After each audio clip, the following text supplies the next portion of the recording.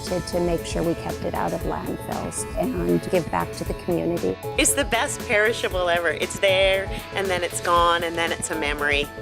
Paper, plastics, styrofoam, used oil, propane tanks, motor oil, antifreeze.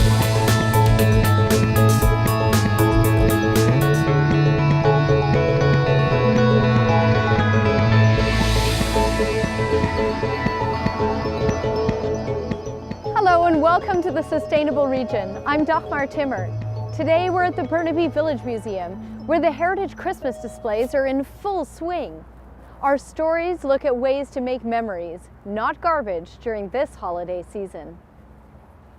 The gifts and festivities are wonderful, but keeping a lid on excess waste is important too.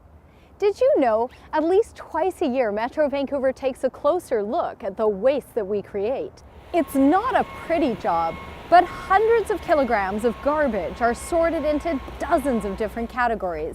And that data helps Metro Vancouver plan how to divert the garbage for other uses. Textiles are part of the waste category called non-compostable organics. Our next story looks at one way that scraps of rainproof material are finding a new and helpful use. It's 10 o'clock on a Sunday morning, and these industrial sewing machines that normally sit idle on the weekends are humming away. 55 volunteers have given up a day off to work on what's called the Bird's Nest Project. They're used to sewing items for the popular outdoor brand Arc'teryx, but that's not their purpose on this particular Sunday. Today, they're putting together waterproof capes for the homeless. The Bird's Nest project started 5 years ago with Arc'teryx, and the way it came about was we were just discussing what we could do with excess fabric.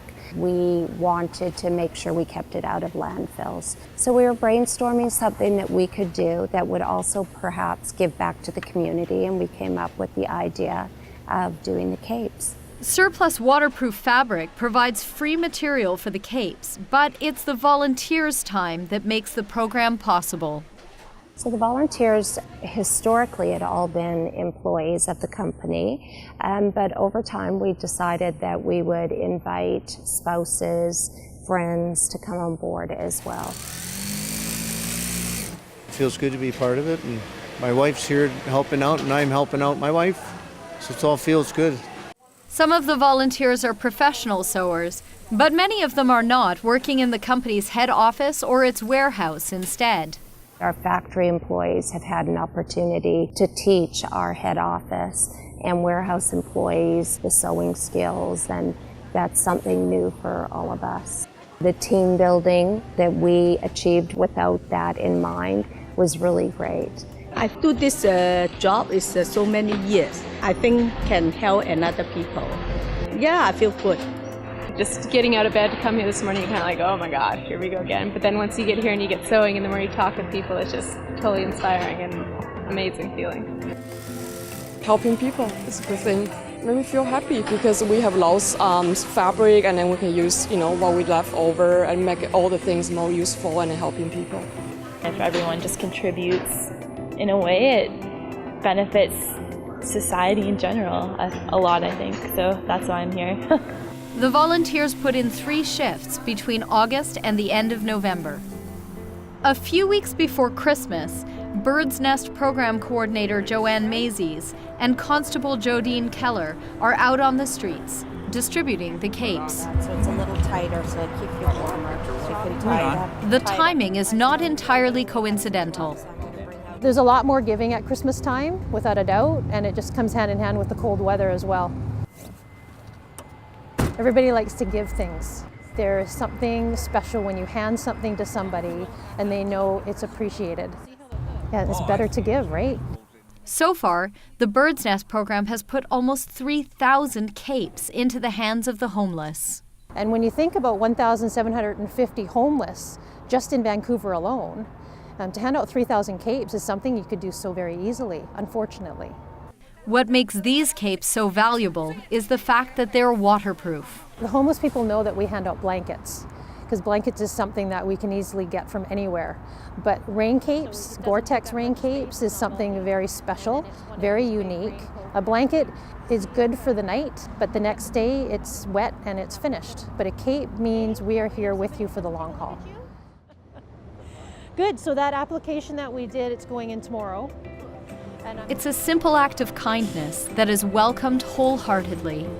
They're very, very appreciative, and that's sort of been something that actually makes me very proud.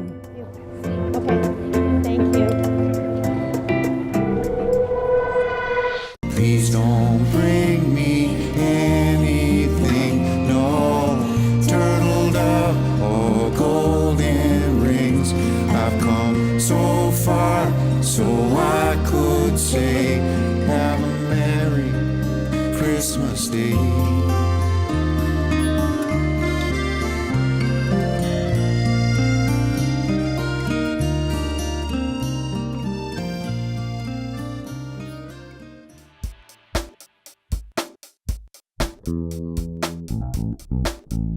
You're watching The Sustainable Region, and we're here at the Burnaby Village Museum, where we're sharing ideas about a green Christmas. I'm in the 1920s era general store, where product packaging consisted of this. It's just a roll of brown paper. And don't forget the string. This handy string dispenser is hanging from the ceiling. Easy to cut yourself a piece and tie up your package. Lisa knows all about this place because she's the museum curator. Lisa, would you say that Christmases 100 years ago were more green? Generally, it had a smaller footprint. A child may have received 1 or 2 special gifts and then a Christmas stocking with perhaps something handmade in it. I would guess that ornaments might look different as well. Some of the tree decorations would have been things that you made by hand. Popcorn strings, cranberry strings, ornaments made out of nuts, those types of things. What would happen at the end of a toy's life? People weren't done with things the way that we're done with them now. That you would have played with that toy for a long time, and then it probably would have been passed down to a younger sibling. And then once it really had worn out, then if there were parts that you could take from it, then you certainly would have done that. Thank you, Lisa. Up next, a pair of stories about the Flame Holiday Edition. Recently, it was the 3rd sold-out year for this live event that sees local personalities telling their true Christmas experiences. Consider holding your own storytelling night with friends. It's a gift that makes memories and not garbage. Live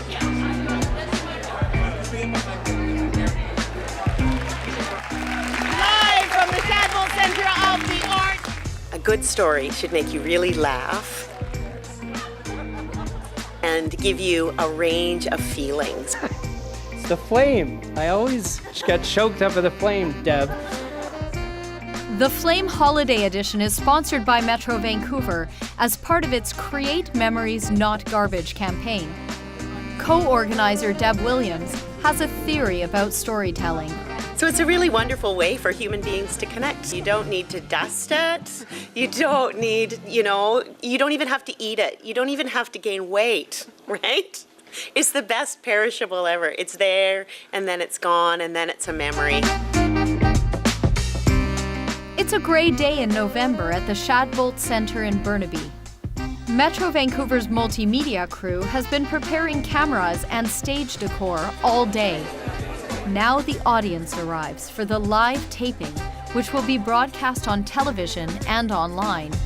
The idea to call the show The Flame, it was just born of that idea of back when we were primitive, where there was nothing. Everyone gathered around the fire, and the only thing we had was our stories. And it connects strangers together. You go, I know what that is. I know that feeling. I scored! I'm up in the air! The stick's up! Woo! Yeah, I scored! It was like I won the Stanley Cup. I think it's a very creative way of avoiding all of the secondary negatives of gift giving, like waste, for example. There was a spare ticket, and I thought, chance to come down to the Flame? Yes! Want to see some good old-fashioned storytelling.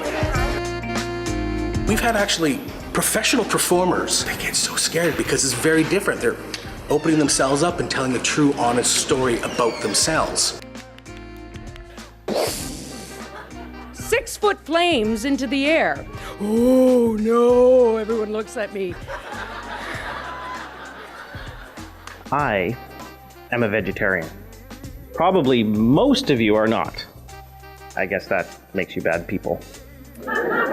Frosty, with your nose so bright, would you guide my sleigh tonight? I get a couple of courses of "That's not Frosty," and the kids all leave for Santa Claus. Storytelling, it's a renewable resource. Yeah.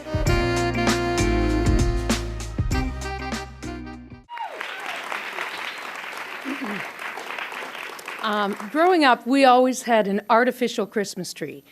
And every year I would ask, can we get a real tree? No. So I made a promise to myself when I got older, I would do things my way. So my daughter Sally and I, there's just the two of us, we love our real tree. We sit for hours and smell in the evergreen perfume in our home and look at the twinkling lights and our memory-infused decorations and sip on eggnog. Well, actually, that's her version. Me, the single mom who spins the magic to make this happen, has a whole other side to the story. And every year I promise myself that this is going to be the year where there'll be no tears and no swearing. It's taken me about 7 years to remotely come close to manifesting this. The noble fir is our tree of choice, and we learned the hard way, a couple of late-night purchases from the superstore of a Scotch pine that ended up looking like a Charlie Brown Christmas tree. And I put it in the back of my hatchback, opened up the back and put the tree between the seats and smashed and busted out the knob of my radio. And then the next year we got a tree from one of the hardware stores. It was a needle-spitting Douglas fir. Still picking the needles out today. And I put it in the back of my new Toyota Yaris, and I put it on an angle to avoid the radio, stuck it in, and then put the trunk down, and boom, it put a 3-inch gouge in the dash. So we drove home from that, lots of swearing, and I saw cars whizzing by me with trees tied to the roof of their car, and I thought, oh, that's how you do it, okay. Yeah, I'm on to you, Christmas tree. Next year, you're going on the roof. So we go to the Boy Scout lot, and we pick out our noble fir, $65. I know it's expensive, but it sheds the least, and it smells the best. And we arrive there, and I've got my rope and my blanket, yeah, in your face tree. So I put the blanket on top of the car, and I put the tree on top of the blanket, and I tie that sucker on. I tie it on, and I knot it up, and then I open the door, but I can't open the door because I've tied the door shut. So Sally jumps in the passenger side and starts reading her book.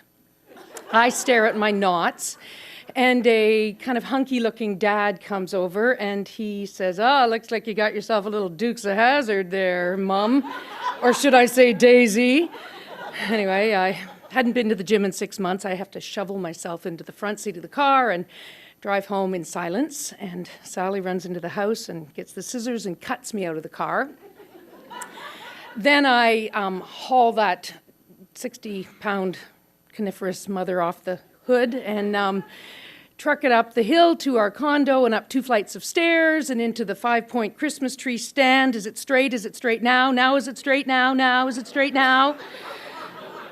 And then the lights, like I'm sure there's some proper way to put the lights on a Christmas tree, but I've never learned. I just wrap that sucker like a garden hose and then plug it in, and there must be a bulb that's burnt out. And that's when I decide, you know what, honey, I think this is a 2-day event because it's 20 after 10 on a school night and Mommy needs a vodka. So that's when I decide, right then and there, that I am going to end the Christmas season with the rest of the neighborhood. Because I have been known to have a Christmas tree on my balcony past Valentine's. I've chopped it up in little pieces with my bread knife and took it out in garbage bags, like body parts.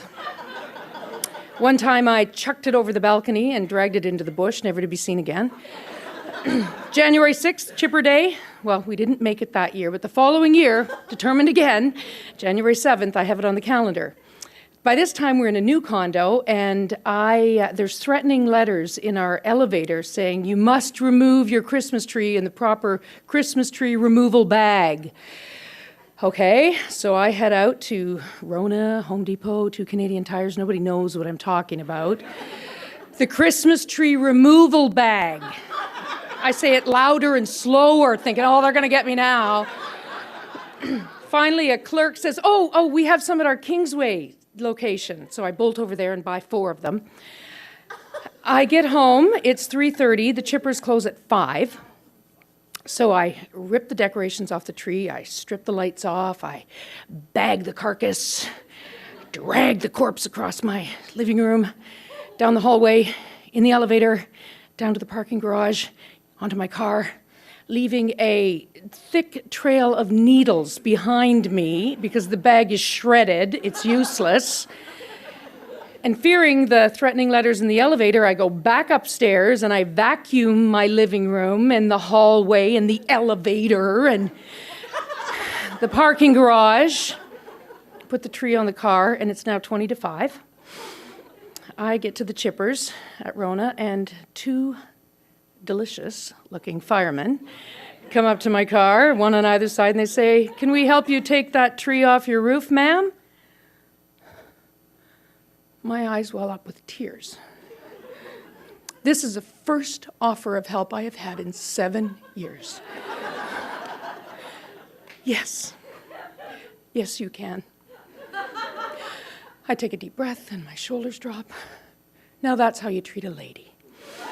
But the fireman says, "Your tree's really dry." And I go, "I know, and I watered it every day." And they go, "It's really dry." And I know it's a noble, like $65. And they say, "Will you pull around the corner here?" Sure, I'll follow you guys anywhere. So I go around the corner, and there's a group of about 25 people standing around a barrel, and the barrel's smoking. And the John Hamm-looking fireman takes what's left of my tree, holds it over top of the barrel, and says, "Ladies and gentlemen, I just want you to see how this is this woman's tree here, and what a dangerous fire hazard her tree is." And then he puts the tree in the barrel, and he takes a Bic lighter and flicks it. 6-foot flames into the air. "Oh, no," everyone looks at me. I watered it every day. I did. "Oh, your tree is really dry, ma'am." "Yeah, man, wow, I can see that." "Yeah, it's a fire hazard." I know. Like, well, what's a person supposed to do? Like, undecorate it, throw it out, go buy a new one, redecorate? "Yes, ma'am."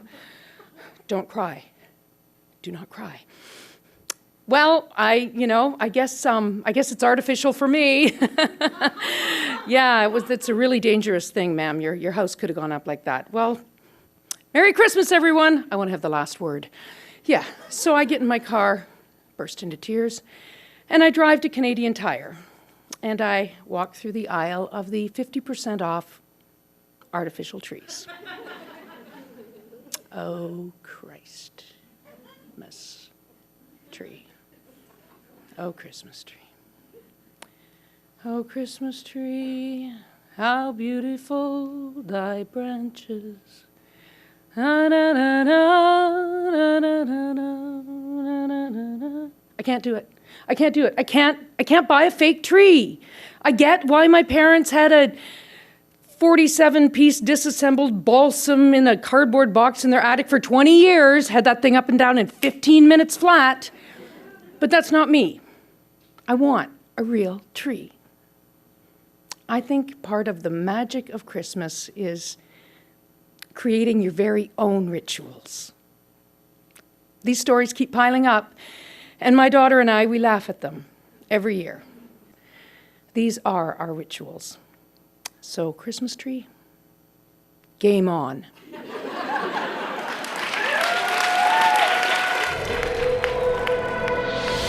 Holiday meals make memories that last a lifetime. Now, City Yardway Spins will take all your food scraps. This holiday, create compost, not garbage. This holiday season, I'm giving my brother Paul 2 weeks of dog walking. And maybe a little dog sitting too. Create memories, not garbage.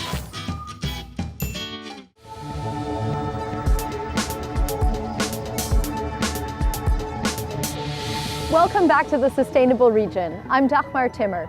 Well, as 2014 begins, you may find that new gifts have bumped older items out of your house, like electronics, or perhaps you have a New Year clean sweep. Well, in the Still Creek area of Burnaby, a recycling drop-off center has opened, and it takes just about everything. 'Tis the season for consumerism. Toys of every shape, size, and description. Kitchen items, small appliances, gadgets, cookware. Electronics, both big and small. You name it. Whatever we buy to give us presents at Christmas time, it all comes with packaging. Lots of packaging. And usually, that packaging ends up here at the transfer station and eventually in the landfill. But that is starting to change. Welcome, everyone. This is an auspicious occasion, the opening of our new Eco-Centre, the first Eco-Centre anywhere in the Lower Mainland, and we're so proud it was right here in the city of Burnaby. The city of Burnaby held an open house to celebrate the opening of its new Eco-Centre, where people can bring almost anything to be recycled. It's a one-stop shop. It allows residents to bring in paper, plastics, styrofoam, used oil, propane tanks, motor oil, cooking oil, antifreeze, and even your yard waste. Residents have been quick to embrace the idea. The convenience of having one place to bring everything is the key attraction, including styrofoam, which has in the past been difficult to recycle.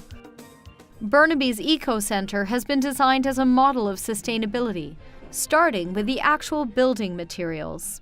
The timbers that you see up here, which are reused from our other facilities, so we're trying to promote reuse concept in what you see around in our Eco-Centre today. They're from an old school in North Burnaby. It's been fantastic to see them reused. Soon there will be a demonstration garden to educate residents about the practice of composting.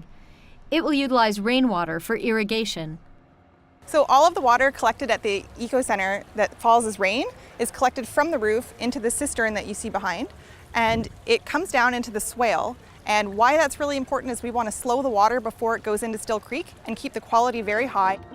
An open house isn't complete without live music, hot dogs, and a cake. But it was clear by the looks on people's faces that what really attracted them here today was the convenience of not only cleaning out their garages and closets, but also knowing that none of this is going to go to the landfill. And I hope that all of you make this Eco-Centre an important part of your life, and most importantly, teach your children that recycling is a part of being a responsible citizen. This holiday season, we're adding circus school to Lily's artistic pursuits so she can explore her inner clown. Create memories. Not garbage. This year, Mom and Dad are giving Grandma a tablet for Christmas. And I'm gonna teach her how to upload her latest dance moves. Create memories, not garbage.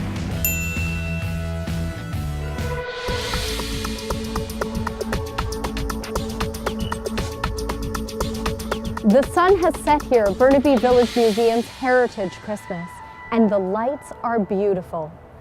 We're looking at ways to create memories, not garbage. This iconic tree is a sequoia, and if you're putting up a Christmas tree, you might wonder which is the more sustainable choice, real or artificial. In our next story, the answer is revealed. At this festive time of year, the question often arises, artificial tree or real tree? Which is better? We have come in with the 1R, which is reusability. It's something you can pull out of your garage or crawl space every season and use it over and over again. When you're considering buying a natural tree, most of them are grown here in the Fraser Valley. The benefits are also that you're supporting the local economy and local tree farms. And the plastic tree? If you can actually find a label on your holiday tree, you might find that in most cases they come from China. which is quite far away. Comparing even a decade's worth of real tree buying trips, the overseas shipping of an artificial tree creates more carbon emissions that contribute to climate change. What about the production phase? The downsides are that they are made out of petroleum products or plastics, so their carbon emissions come into play during the manufacturing and production phase. The type of materials and emissions also raise concerns about health. Needles are made of PVC plastic, and some may also contain lead. But the real tree isn't a perfect angel either. The way your real tree decomposes makes a difference. You want to keep organics, which in this case is your Christmas tree, out of the landfill, because when organics go to the landfill, they don't break down properly and they actually end up creating methane gas versus CO2, which is even a stronger and sort of a worse greenhouse gas that we want to keep out of the atmosphere.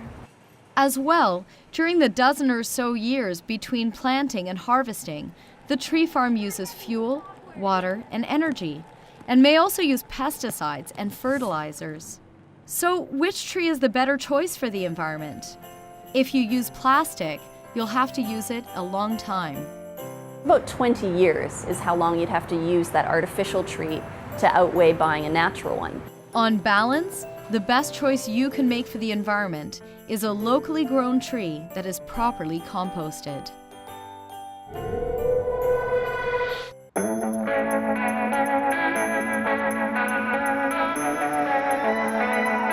That's our show for today, but at metrovancouver.org/videos, you can connect with us for more local videos about sustainability. I'm Dagmar Timmer. From all of us at the Sustainable Region, happy holidays.